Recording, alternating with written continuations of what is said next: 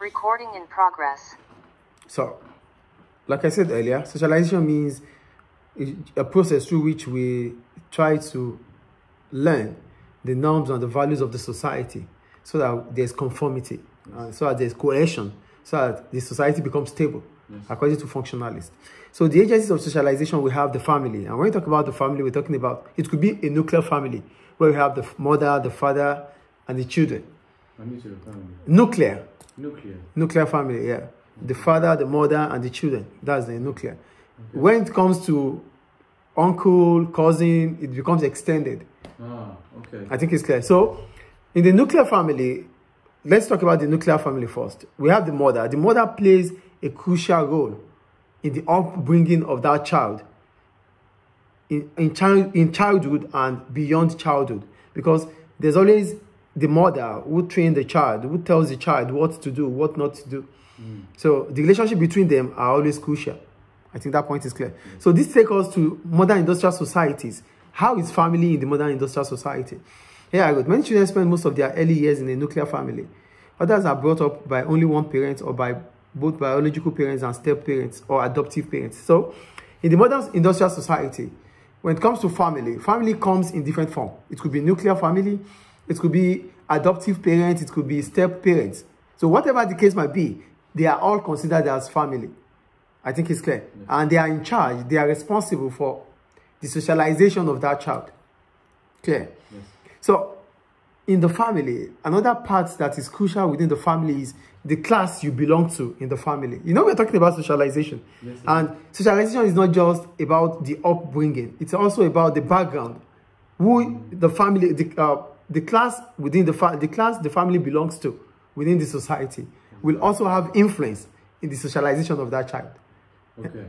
Do you get the point? Yes, yes. The class you belong to, the social class you belong to, yeah, it also have impact in the socialization of that child. Yes. And not only that, even ethnicity, the ethnic group you belong to.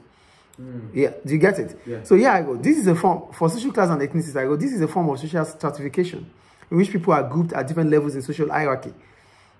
The social class and ethnicity of the family are also important. Children pick up the language and behavior of the parents and others in the family, which they internalize and become parts of who they are. So when you talk about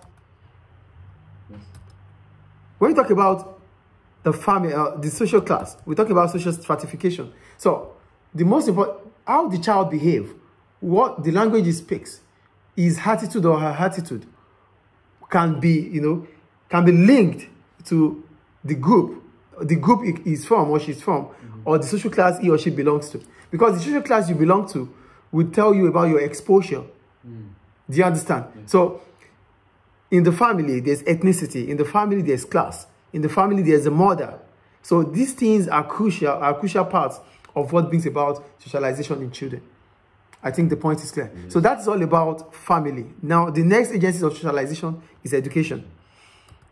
So for education, I wrote, the education system, schools and colleges are important form of socialization. They learn the formal curriculum and the expected behavior of them. So for education, what does education do? Or what does education do? It's about either the secondary or the college. So here, as a child, whatever you have learned from home, you bring it back, you bring it to the school, and the school will fine-tune it to become formal so that you can understand the expected behavior of you within the society and after the school.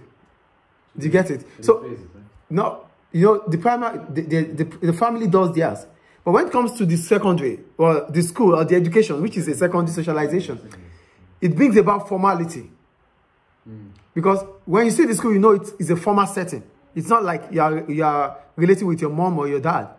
It looks more formal. So there, you learn conformity more about what is expected of you. And you could do this even with the formal curriculum. What you have to do, when you have to write your note, when you have to come to school. You don't have to be late coming to school. You don't have to make noise in the classroom. All these things are part of things that will become part of you, even after school. Yes. So when you go to the society, you will have learned how to behave. That is about education. Do you get it? Yes. Then the next one is peer relationship.